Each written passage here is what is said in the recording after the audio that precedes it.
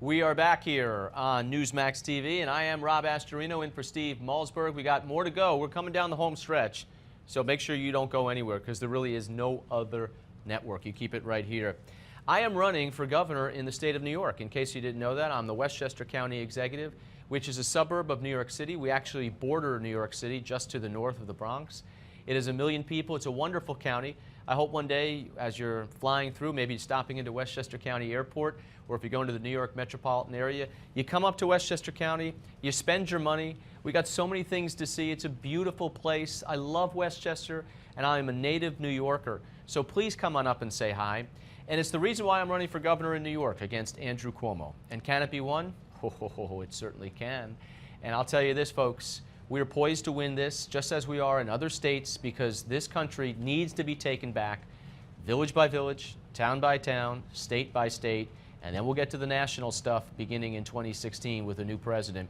But I'm running because in New York especially, the question I ask everyone in New York State is, under Andrew Cuomo, are we winning or are we losing? And we are losing and losing badly. We are dead last 50th in all the important categories that matter, and you know it, because you've probably moved from New York. Many people have. They've gone to low-tax states like Texas, which is doing wonderful, the Carolinas, Georgia, Florida, Arizona, North Dakota, believe it or not, is booming because they have an energy rebirth. And it's something that could happen in New York State with natural gas, but Andrew Cuomo won't allow it. So I'm running for governor in New York because it can be done.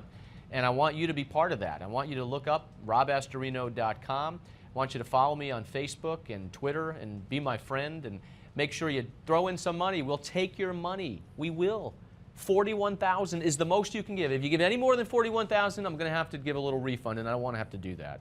So make sure you go online. More about us you can find. I will win this race if you get involved.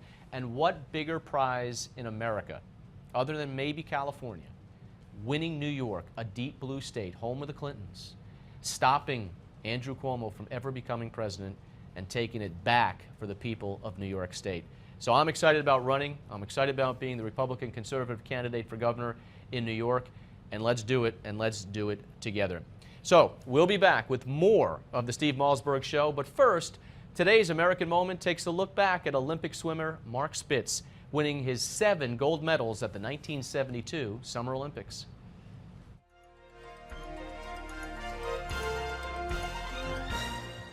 I'm going to tell you something. They're going to call you chicken if you don't swim. You are the world record holder.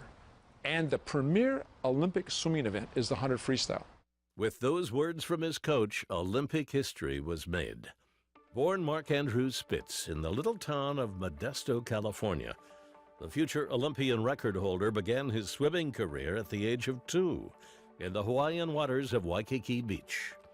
4 years later, Mark and his family moved to Sacramento, California, and by age 10, he held 17 national age group records and 1 world record. But the best was yet to come. After a disappointing performance at the 1968 Olympics, the Shark, as nicknamed by his teammates, returned to the Olympic Games in 1972, determined to do better. As history records, at the 20th Olympiad, Mark Spitz won 7 gold medals and set 7 world records in the process. But it almost didn't happen.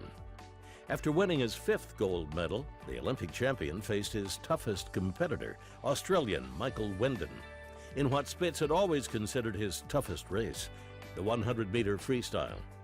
He thought seriously of withdrawing from the biggest race of his career.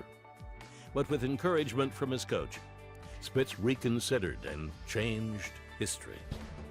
Spitz's achievement gave America a boost internationally as the nation suffered in global public opinion from its long war in Vietnam. And Spitz's victory in the sports arena was especially gratifying.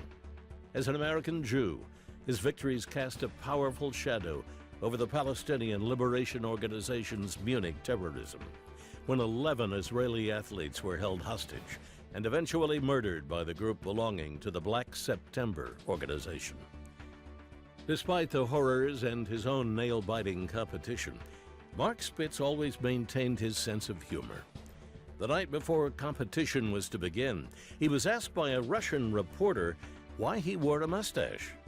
Although he had planned to shave it that very night, he replied, I said, no, it doesn't slow me down. I said, it deflects the water away from my mouth. It allows my head to get a lot lower and more streamlined, my behind actually up. And so that's why I was able to break the world record at the Olympic trials in Chicago 3 weeks before. The guy looked at me and hesitated, and then he translated as fast as he could into Russian. All male Russian swimmers the next year had a mustache. For Newsmax TV, I'm Bill Curtis, and this is an American Moment.